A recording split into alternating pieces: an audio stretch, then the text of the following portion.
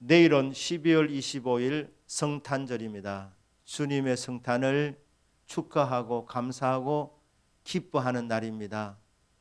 성탄절을 하루 앞둔 오늘 주일 성탄의 기쁨이 저와 여러분들에게 충만하게 임하기를 주 예수님의 이름으로 축복합니다. 아멘. 베들레헴의 한 외곽 지역에 목자들이 자기들의 양떼를 지키고 있었습니다. 그때에 주의 사자들이 곁에 서고 주의 영광이 두루 비추게 될 때 목자들이 크게 무서워했습니다. 그때 천사 중에 하나가 이릅니다. 천사 중 하나가 이르되 무서워하지 마라. 보라, 온 백성이 미칠 큰 기쁨의 소식을 너에게 전하노니, 누가복음 2장 11절입니다. 오늘 다윗의 동네에 너희를 위하여 구주가 나셨으니 곧 그리스도 주시니라. 다윗의 동네 베들레헴에 온 세상 사람들을 위하여 구주가 나셨으니 곧 그리스도 주시니라. 이 그리스도는 그리스 말이고 히브리어로는 메시아. 메시아 주님이 베들레헴에서 탄생을 하셨습니다. 성탄입니다.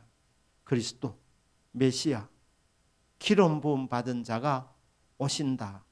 그 약속대로 주님께서 때가 찼을 때에 마리아의 몸을 빌려서 성령으로 잉태되어 나신 분이 그리스도 주 예수 그리스도이십니다.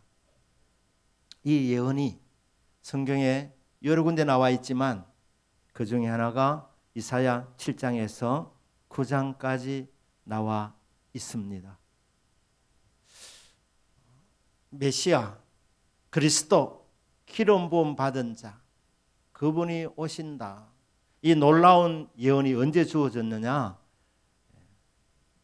유다 백성들이 굉장히 어려웠을 때에 고난 가운데서 받은 말씀입니다. 아하스 왕에게 하나님 이사야 선지자를 보내서 주신 말씀이었습니다. 그때에 아시리아라는 국가가 강하게 일어서고 있었습니다. 대제국이 되는데 이 아시리아가 일어나는 모습을 보면서 주변 나라들이 심상치 않게 지켜보았습니다. 그때 아람 왕 르신과 이스라엘 왕 베가가 동맹을 맺습니다. 아무리 생각해도 이 아시리아가 만만치 않은 나라인데 분명히 전쟁을 일으키게 될 것인데, 그때 우리가 힘을 합쳐서 아시리아와 맞서 싸우자, 이렇게 해서 두 나라가 연합군을 결성하게 됩니다. 그러면서 유다 왕 아하스에게 동참을 호소합니다. 두 나라가 이제 연합군이 되었는데 유다까지 합쳐지면 세 나라가 연합하면 아시리아를 우리가 감당할 수 있겠으니 연합하자, 이렇게 이제 제안을 하는데 아하스 왕의 생각은 달랐습니다. 아하스는 딱 판세를 보니까 연합군이 되어도 아시리아를 이기기가 쉽지 않다는 판단이 온 것입니다. 그래서 이 아하스 왕은 아수르 왕 티그랏 빌레셀에게 조공을 바칩니다. 많은 돈을 바치면서 이 아시리아의 보호하에 유다 나라가 그냥 안전하게 유지되는 것을 원했습니다. 그래서 이 동맹을 맺자는 제안을 거절하게 됩니다. 그랬을 때에 북이스라엘 왕 베가와 아람 왕 르신이 아수르하고 싸우기 전에 먼저 유다부터 손을 봐야 되겠다, 저렇게 심한 인간이 어디 있나 하면서 유다를 치러 오겠다는 소문이 나기 시작합니다. 이 소문을 들었을 때 유대 백성들이, 그리고 아하스 왕이 바람에 이 숲이 흔들리는 것처럼 그들의 마음이 심하게 흔들렸습니다. 겁냈다는 말입니다. 무서워했다는 말입니다. 아시리아가 막강하니까 동맹을 맺지 아니하고 조공을 바쳤는데 이것을 괘씸하게 생각한 이 북이스라엘과 이 아랍 나라가 연합군이 되어서 공격해 온다는 겁니다. 이제 전쟁이 임박한 그런 상황 가운데 있었을 때 아하스 왕은 이제 예루살렘의 윗못으로 갑니다. 왜냐하면 이 전쟁이 장기전이 될 것 같으니까 견디려면 물이 있어야 되니 그래서 점검하기 위해서 거기 윗못에 세탁자들이 와서 빨래하는 그곳으로 이제 갔는데 하나님께서 이사야 선지자에게 아하스에게 가서 메시지를 전해라. 그 내용입니다. 그 내용이 뭐냐 하면 지금 두 나라가 너에게 진노해서 전쟁을 일으킨다고 하는데 전쟁을 해서 유다를 정복하고 우리 마음에 드는 우리 말 잘 듣는 꼭두가시 왕을 하나 세우자. 이렇게 하고 전쟁을 치러 오게 되는데 아하스야 걱정하지 마라. 그들의 뜻대로 되지 않는다. 여러분 아하스는 악한 왕이었습니다. 하나님 믿지 않는 왕이었습니다. 뿐만 아니라 이 아수르 왕에게 조공하러 갔을 때에 이방 신전을 들렀는데 거기 충격을 받습니다. 너무 멋진 겁니다. 그래서 거기 있는 우상의 제물들하고 이 제사를 드릴 수 있는 우상들을 가지고 왔습니다. 그리고 와서 예루살렘 성전을 조금 개축합니다. 여호와 하나님만 섬겨야 되는 이 예루살렘 성전 안에 우상을 집어넣고 그것 때문에 성전을 좀 넓히고 우상 숭배에 앞장섰던 왕이 아하스 왕입니다. 악한 왕입니다. 그런데 하나님께서는 아하스 왕을 사랑하시고 유다 백성을 사랑하셔서 이 전쟁 이기도록 도와주시겠다고 말씀하는 겁니다. 왜 그렇습니까?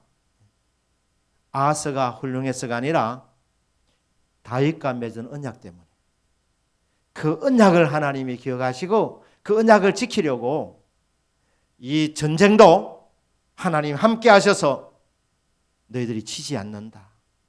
두 나라의 계획대로 되지 않는다. 그렇게 승리의 메시지를 전달해 주었습니다. 아하스가 할 일이 뭡니까? 아멘 하면 될 일인데 안 믿었습니다. 믿지 않았습니다. 7장 9절 하반절에 보면 만일 너희가 굳게 믿지 아니하면 너희는 굳게 서지 못하리라 하시니라. 믿으면 섭니다. 거절하면 넘어집니다. 안 믿으면 쓰러집니다. 믿지 아니해서 흔들리는 겁니다. 삶이 팍팍하고 고단하지만 그래도 우리 성도들은 넘어지지 않습니다. 왜냐하면 주님이 함께 하시는 것을 믿기 때문에. 그런데 믿음마저 흔들리면 환경에 넘어지게 되어져 있는 것입니다. 그러니까 지금 전쟁의 소문이 있어도 걱정하지 마라. 하나님 믿어라. 하나님 함께 하시는 것을 믿어라. 임마누엘을 믿어라. 그리하면 너희들이 선다. 쓰러지지 않는다. 믿어도 굳게 믿어라. 굳게 믿으면 굳게 선다. 놀라운 말씀입니다.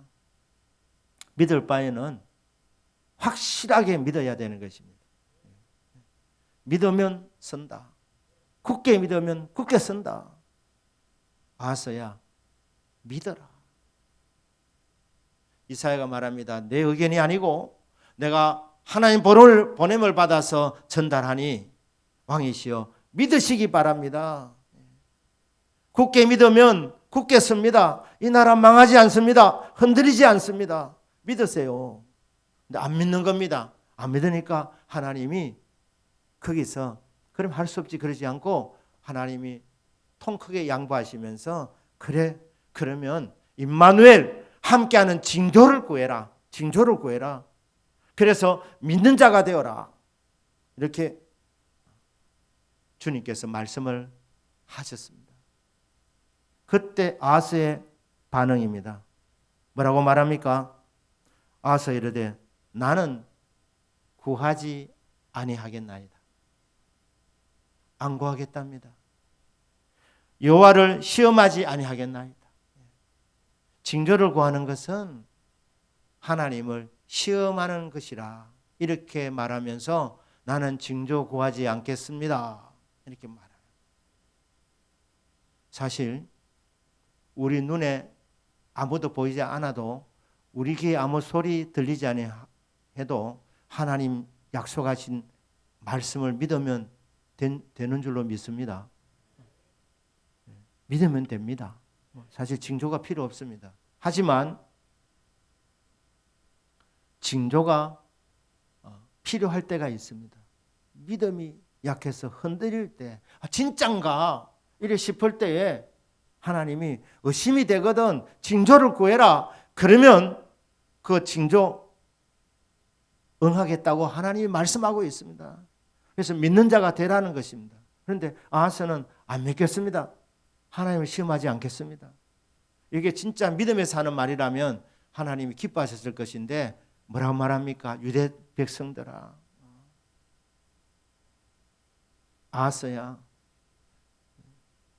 사람들 힘들게 하는 것도 모자라서 또 하나님을 괴롭히느냐, 믿음이 없어서 하나님을 힘들게 하느냐, 징조를 구하면 징조를 주어서 너희들 약한 믿음을 보강해 주겠다고 그렇게 하나님 말씀하시는데 그것 구하지 않겠다고 하느냐, 거절하느냐. 아하스는 믿지 않고 거절한 것입니다. 왜 믿지 않았습니까? 아하스는 자기 계획이 있었습니다. 계획이 뭡니까? 아수르의 도움을 받기로 작정했기 때문에 아수르와 화친하면 이 아수르 왕이 조공을 바친 것 보고 흡족해서 유다를 지켜줄 것이라는 이런 계산을 했기 때문에 하나님께서 이사야를 통해서 주신 말씀이 들리지 않는 겁니다. 들리지 않는 거예요. 여러분, 능력 있는 기도는 내 뜻을 간철시키는 것이 아니라 주님의 뜻을 여쭈어보고 주님의 뜻을 따라 구하는 기도가 가장 능력 있는 기도입니다. 내가 다 계획해 놓고 하나님 앞에 하나님이여 도장 찍어 주십시오. 마치 결제서를 내밀듯이 그렇게 하는 기도는 능력이 나타나지 않는 기도입니다. 아하스는 하나님께 여쭤보지 않고 이미 다 정해놓았습니다. 외교적으로 아시리아를 선택했습니다. 조공 바치면 돈은 좀 들어도 아수르 보호 밑에서 유다 나라가 안전할 것이라 그렇게 판단을 하고 나가니 이사야가 하나님 믿으세요. 하나님 눈에 보이지 아니하니까. 임마누엘 하나님 함께 하십니다. 연합군이 쳐들어와도 그들의 계획대로 되지 않습니다. 왕이시여 임마누엘 함께 하신 하나님을 믿으세요. 안 믿었습니다. 그러면 징조라도 구하십시오. 안 믿습니다. 왜? 자기 계획이 있으니까. 여러분들도 주님 말씀 듣기 전에 모든 편견을 먼저 내려놓으셔야 합니다. 주님, 제가 성경을 좀 아는 것 같이 이렇게 착각할 때가 있습니다. 주님, 어린애 같은 심령으로 주의 말씀을 듣겠사오니 무슨 말씀하시든지 달게 듣겠사오니 여호와여 저에게 말씀하여 주시기를 바랍니다. 이미 내 인생의 계획을 다 정해놓고 주님은 주의 말씀이 내 발의 등이요 내 길의 빛이라고 분명히 말씀하고 계심에 불구하고 자기가 이미 가야 할 길을 다 정해놓고 이런 말씀 들으면 주님께서 방향을 제시해 줘도 말씀이 들리지 않습니다. 믿음이 들어가지 않습니다. 믿음은 들으면서 나는데 이미 자기 계획이 다 있는데 자기가 살 길을 다 마련해 놓았는데 하나님이 주시는 방법이 들려지지 않는 것입니다. 그러니까 이 아하스가 이사야가 전하는 말씀을 안 믿었습니다. 그리고 자기 계획을 관철시키려고 한 것입니다. 그게 하나님을 괴롭히는 일이라고 이렇게 말씀을 하십니다. 여러분, 주의 말씀에 집중하는 은혜가 있기를 축복합니다. 그리고 무슨 말씀하시든지 아멘 되어지기를 주 예수님 이름으로 축복합니다. 하나님께서 여기서 그치지 않고 7장 14절입니다. 놀라운 약속의 말씀입니다. 오늘 설교의 초점이 바로 이사야 7장 14절 아닙니까? 자, 이렇게 말합니다. 그러므로 더 이상 내 괴롭히지 말고 주께서 친히 징조를 너에게 주실 것이라. 징조를 안 구합니다. 안 믿으니까 하나님 의지하지 않습니다. 하나님 찾지 않습니다. 징조를 구하지 않습니다. 그러니까 주님께서 친히 징조를 너희들에게 주신다고 말씀합니다. 그 징조가 뭡니까? 보라, 보라. 주의를 환기시키는 말씀입니다. 너무너무 중요한 말씀이니까. 신사숙녀 여러분, 고요하게 들리는 이 하나님의 말씀 집중해서 듣기를 바랍니다. 믿음의 눈을 열어서 말씀의 보화를 볼 수 있기를 바랍니다. 집중해야 보이고 집중해야 들립니다. 보라! 처녀가 잉태하여 아들을 낳을 것이요. 처녀가 잉태하여 아들을 낳는답니다. 이것이 하나님 함께 하시는 징조라는 것입니다. 처녀가 잉태하여 아들을 낳는다. 이 약속은 이미 오래전에 주어졌습니다. 그게 창세기 3장 15절입니다. 같이 읽겠습니다. 시작. 내가 너로 여자와 원수가 되게 하고 내 후손도 여자의 후손과 원수가 되게 하리니 여자의 후손은 내 머리를 상하게 할 것이요 너는 그의 발꿈치를 상하게 할 것이라 하시고. 자, 여기 보니까 내가 너로, 이 뱀입니다. 사탄입니다. 마귀입니다. 너로 여자와 원수가 되게 하고 네 후손도 적 그리스도도 여자의 후손과 원수가 되게 하리니 여자의 후손은 네 머리를 상하게 할 것이고 너는 그의 발꿈치를 상하게 할 것이니라. 마귀가 하는 일이 뭡니까? 마귀는 인간이 범죄함으로 말미암아 그것을 빌미로 해서 인간에게 주어진 모든 복을 다 도둑질해 갔습니다. 마귀는 도적입니다. 복을 빼앗아가는 도적입니다. 그리고 죽이고 멸망시키는 일을 합니다. 하나님의 아들이 이 땅에 오신 목적 중에 하나가 뭐냐면 마귀의 일을 멸하는 것입니다. 마귀의 하는 일을 멸하려면 마귀를 잡아야 되는 것입니다. 누가 잡습니까? 여자의 후손이 잡는답니다. 여자의 후손이 뱀의 머리를 상하게 한다. 치명상을 입힌답니다. 죽인답니다. 정복한답니다. 정복한답니다. 짓밟는답니다. 누가요? 여자의 후손이. 이 여자의 후손이 이사야 7장 14절에는 보라, 여자가 잉태하여 처녀가 잉태하여 아들을 낳을 것이라. 처녀가 잉태하여 아들을 낳는데 그 아들은 여자의 후손입니다. 메시아의 조건 중에 하나가 여자의 후손이 되어야 합니다. 모든 사람은 남자의 후손입니다. 고린도전서 11장 8절 전후에서 보면 남자도 남자의 후손이고 여자도 여자의 후손. 저와 여러분은 다 남자의 후손입니다. 그렇기 때문에 태어날 때 아담의 원죄를 갖고 태어나는 거예요. 아담의 원죄. 죄인으로 납니다. 죄인으로. 그런데 예수님만 여자의 후손입니다. 믿으십니까? 보라, 처녀가 잉태하여 창세기 3장 15절에 약속되어 있는 이 복음, 여자의 후손, 여자의 후손으로 오는 이 아들. 우리 예수님은 동정녀 마리아의 몸에서 성령으로 잉태되어서 나신 줄로 믿습니다. 여자의 후손이 되어야 되기 때문에, 죄 없는 몸으로 나오셔야 되기 때문에. 죄가 있는 존재는 자기 죄 해결을 해야 되지 다른 사람의 죄를 해결해 줄 수가 없습니다. 그래서 이 기름 부음 받은 자 메시아 그리스도, 이 구원자의 조건이 뭡니까? 조건 중에 하나가 처녀가 잉태하여 아들을 낳아야 되는 거예요. 모든 사람은 다 남자의 후손으로 원죄를 갖고 태어나는데, 아담의 원죄를 갖고 태어나는데 예수님만은 여자의 후손으로 오셨습니다. 이 여자의 후손이 마귀를 멸하는 겁니다.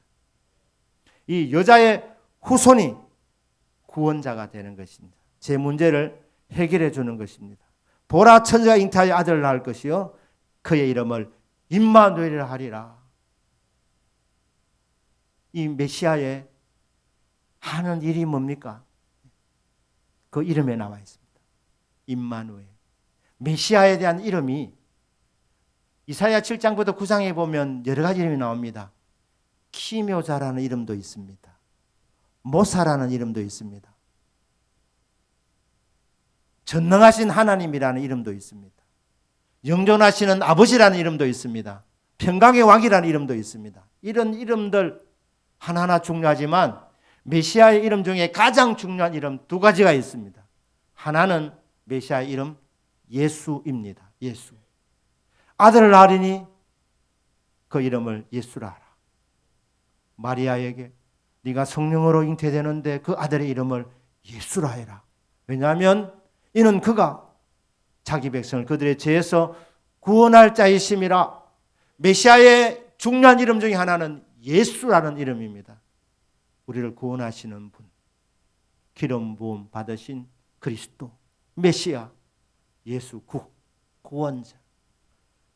또 다른 중요한 이름이 임마누엘입니다. 임마누, 우리와 함께. 엘, 하나님. 하나님 우리와 함께. 이게 임마누엘입니다. 이게 메시아의 또 다른 중요한 이름입니다. 임마누엘. 하나님이 함께 하신다는 것. 주님이 우리와 함께 하는가. 우리 성도는 신앙을 갖고 살아가는데 한마디로 임마누엘 신앙을 갖고 살아가는 사람입니다. 무슨 신앙입니까? 하나님이 나와 함께 하신다는 이 믿음입니다. 이 이사야가 소명을 받을 때는 우시아 왕이 죽던 해였습니다. 이어서 요담이 왕이 됩니다. 요담의 왕이 요담이라 그러죠. 그 다음이 아하스입니다. 그 다음이 히스기야입니다. 이사야서 전체 구조에서 두 왕이 대조적으로 비교하고 있습니다. 하나는 아하스 왕, 하나는 히스기야 왕. 아하스 왕은 불신 왕입니다. 불신자입니다. 안 믿어서 흔들린 인생. 안 믿으니까 전쟁 소문만 들어도 후덜후덜 떨었던 사람이 아하스. 환경의 문제가 아니라 믿음의 문제였습니다. 하나님 함께 하신다는 믿으면 어려움 속에서도 하나님의 도우심과 보호를 경험하게 될 것인데 안 믿으니까 흔들리는 것입니다. 그런데 히스기야는 믿었습니다. 히스기야. 믿음의 모델입니다. 이사야 36장에서 39장까지 히스기야의 믿음이 나옵니다. 히스기야 때 아시리아는 더 강대국이었습니다. 그때 아시리아를 다스리는 지도자는 산헤립이었습니다. 이 산헤립은 아주 호전적인 인물이라 수많은 나라들을 정복했습니다. 그리고 정복해 나가면서 이스라엘도 정복했습니다. 예루살렘만 딱 남겨놓고 더 큰 전쟁, 이집트와 전쟁을 치르려고 내려가면서 예루살렘만 딱 남겨두고 군사를 좀 일부를 남겨두고 이집트로 갔다가 돌아오는 길에 이제 마지막 예루살렘마저 삼키려고 전쟁을 하려고 했습니다. 자, 티그라필레셋보다도 훨씬 더 호전적이고 싸움을 잘하는 왕이었고 아시리아가 그때는 정말 대국이었는데 아하스는 티그라필레셋과 이 북쪽 이스라엘 왕과 아람 왕 앞에서도 벌벌 떨었던 인물인데 산헤립의 전쟁을 앞두고 히스기야는 하나님께 매달립니다. 기도합니다. 선지자 이사야에게도 기도 부탁합니다. 그렇게 기도했더니 선지자 이사야에게 하나님의 응답이 내려왔습니다. 히스기야에게 가서 전달해라.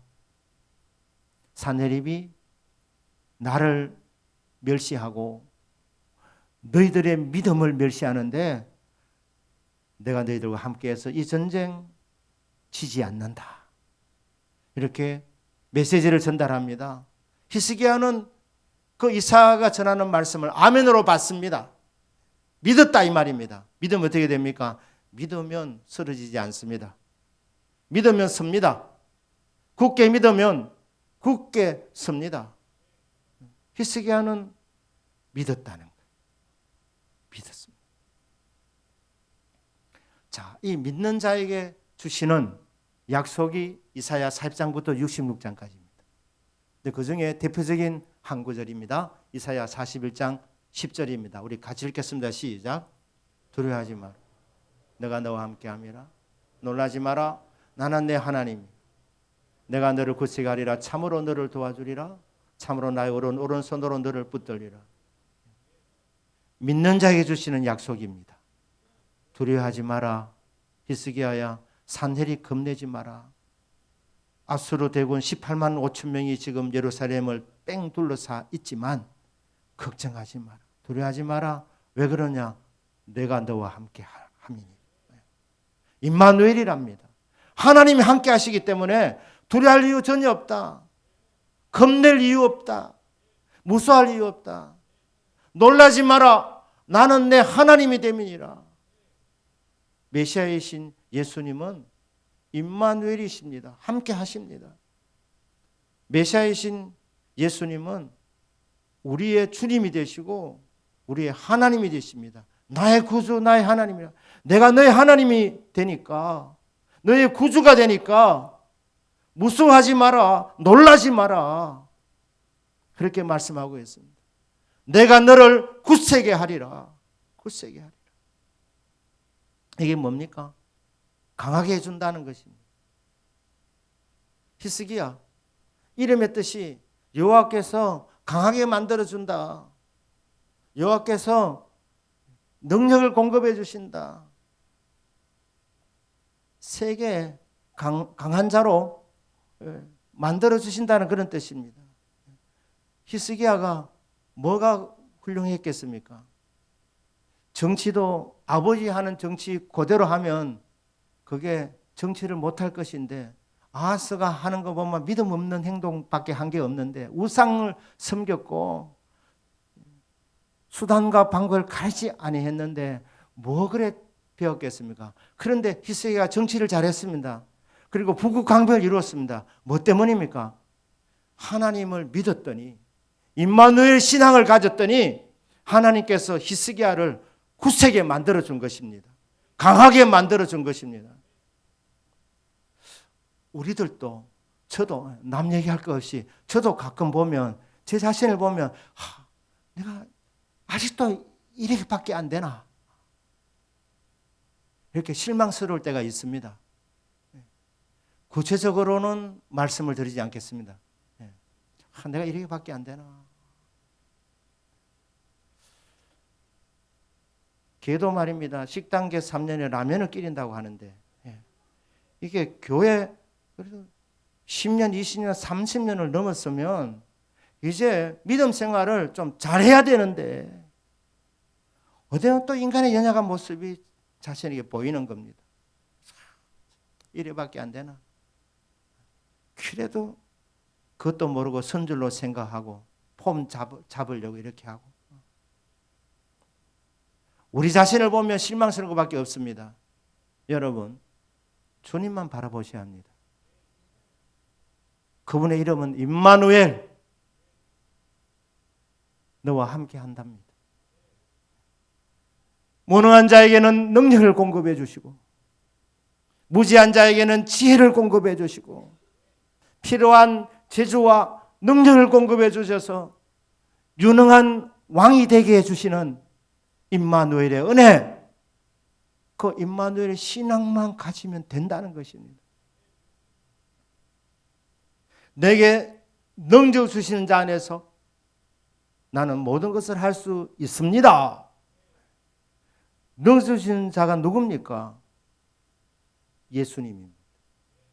그분이 임마누엘이십니다. 함께 하시는 주님이 내 안에서 힘을 북돋워 주니까 능치 못할 일이 없게 되는 것입니다. 관건은 믿음입니다. 믿음. 무슨 믿음? 하나님이 나와 함께 하신다는 믿음입니다.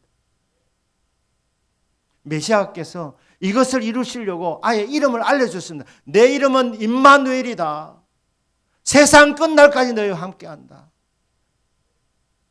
가정에 가면 가정이 함께하고, 직장에 가면 직장이 함께하고, 학교 가면 학교에 함께하고, 이민 가면 이민 간 곳에 함께하고, 너희들이 예루살렘에 있으면 예루살렘에 함께하고, 땅끝까지, 땅끝에서부터 너를 붙든다. 바벨론의 포로되어서 가면 그곳에서도 주님이 함께 하시고, 아니 저 땅끝까지 가도 그곳에서도 주님이 함께 하신다는 거예요. 임마누엘입니다. 함께 하시면서 우리에게 힘을 북돋워 주시는, 능력을 공급해 주시는 하나님. 환경이 어렵고 힘들 때에 임마누엘 예수는 주님을 믿음으로 고백하고 주님 도와주십시오, 그렇게 요청하기를 축복합니다. 내가 너를 굳세게 하리라. 내가 참으로 너를 도와주리라. 도와주십니다. 아수르 대군 18만 5천 명을 예루살렘 그 주민들이 어떻게 물리칠 수 있다 이 말입니까? 임마누엘 주님이 도와주시는 거예요. 하나님께서 천사 한 명을 보냅니다. 천사 한 명. 뭐 10명 보낸 것도 아닙니다. 12명, 한 타스 보낸 것도 아닙니다. 천사 한 명 보냈습니다.